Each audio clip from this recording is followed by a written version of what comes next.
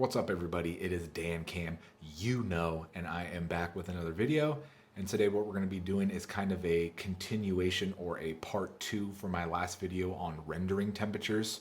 So for the past few days, I've been doing some research and tweaking and, kind of keeping track of the results. And I think I've kind of narrowed it down how to keep my machine as cool as possible. And that is with the stock cooler. So let's go ahead and get into the video and what I have discovered.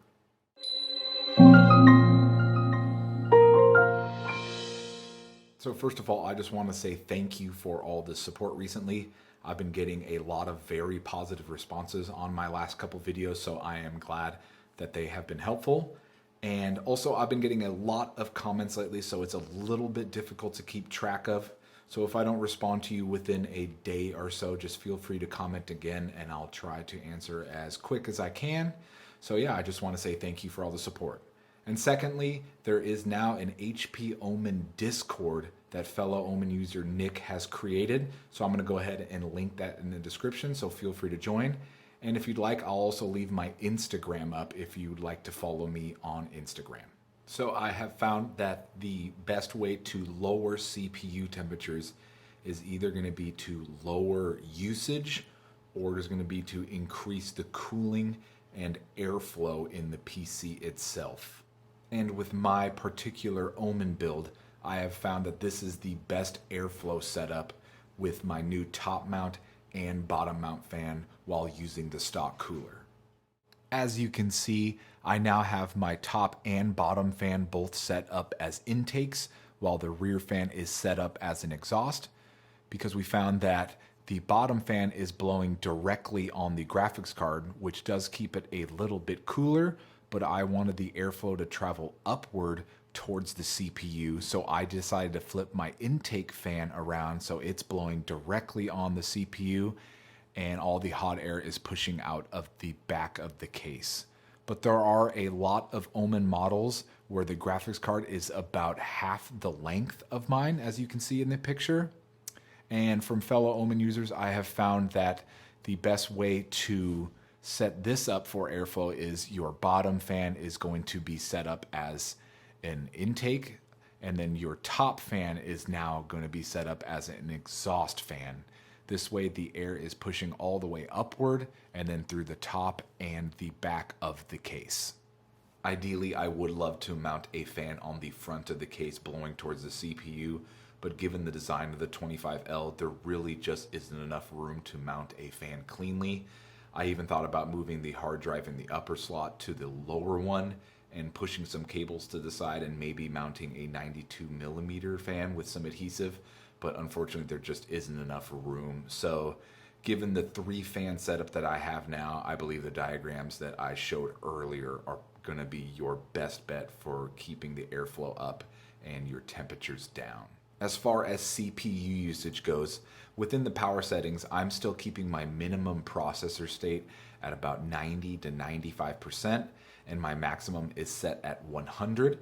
But what I'm seeing a lot of people do online with great success is they have found that the peak core voltage, especially for AMD processors, is set very high from the factory. So what they are doing is they are turning down their peak core voltage and they are turning up the core frequency for each core.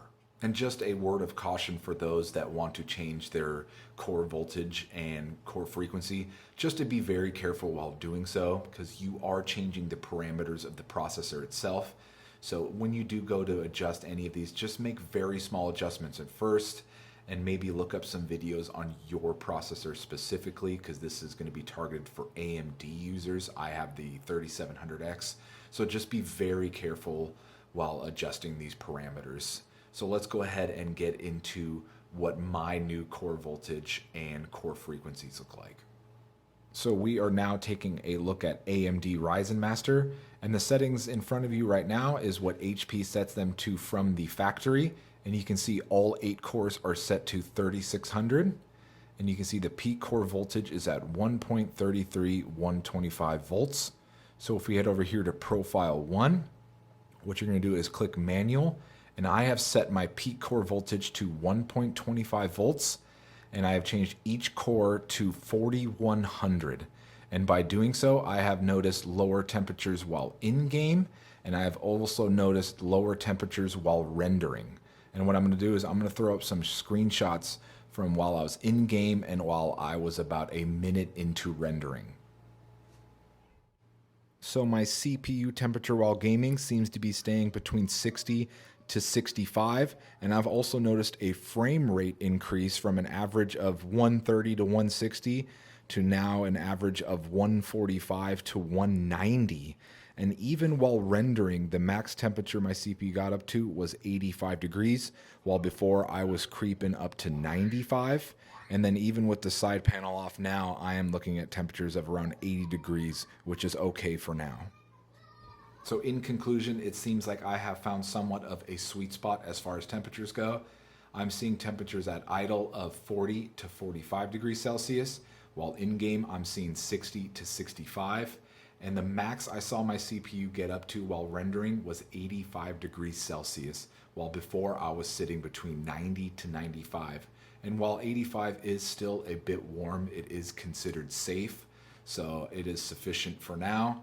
And if I remove the side panel, I saw temperatures between 75 to 80 degrees. So it still seems like I have a bit of an airflow problem, but for now, I'll take it. And I just want to thank everybody that commented on my last video regarding temperatures while rendering. A lot of the information in this video was straight from you guys. So I just want to say thank you all for being so helpful, and I hope I can continue to be helpful for you guys in future videos. So if you like the video, please give it a like rating. If you're new, feel free to subscribe, and I hope to see you guys in the next video, and I hope you guys have a great day.